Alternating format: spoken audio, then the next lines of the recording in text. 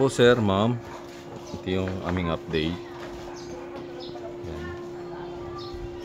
So ito, kinulayan na namin ng metal primer yung sa taas. Nano na rin po ito, na welding na rin, na full weld na rin yan. May konting lang po, hahasain.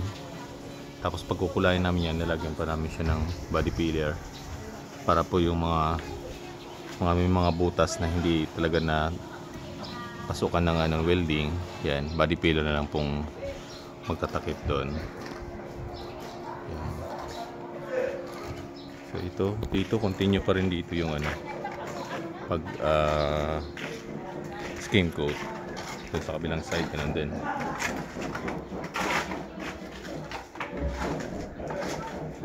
Sa loob naman hanggang dito na sa likod na ng pinto. Yung skim coat na to. Pero may konti pa. May patong pa to. Mga 2 patong pa siya. Tapos yung dito sa may kanto. Yan. Yan. Pwede na rin siyang So ito po. Yan.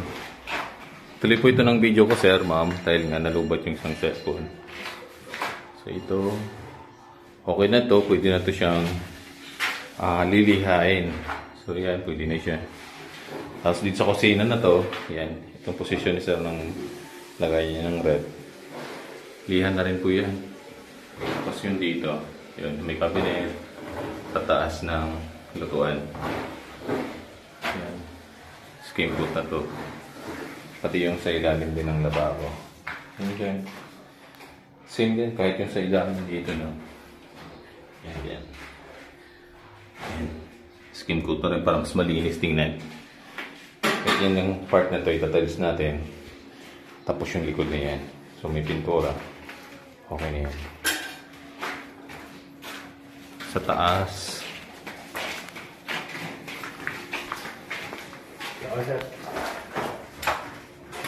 So ito sir, yan. Wow. Nag-start na kami magkisami dito. Pagtaas mo ng hagdan, ito na lang yung ulan. Maliit na si row o yung part na maliit lang siya. Katakpan pa rin yan. Yan. Tapos na to, may rivet. Tapos yung pati yung sa electrical na symbol na rin. Itong mga nakalabas na to, para to sa pin light. Yan. Sa kabilaan nito ng kwarto, may partition dito, yun. So yun. Naka-align na po yan dahil nga may hallway dito. Naka-divide na rin siya sa ilaw. Yun. Pati ito. Ito, switch to. Yan sa mga lights pa rin yan doon. Nung sa instruction ni sir, yan, sinundan ko po yun. So, yan. Dito naman, sa second floor na CR. So, ito na yung natapos ng pagtatiles. Yan. Tapos yung sa corner. Ito yung tumble na to. Itong may exhaust fan. Galing sa ground floor.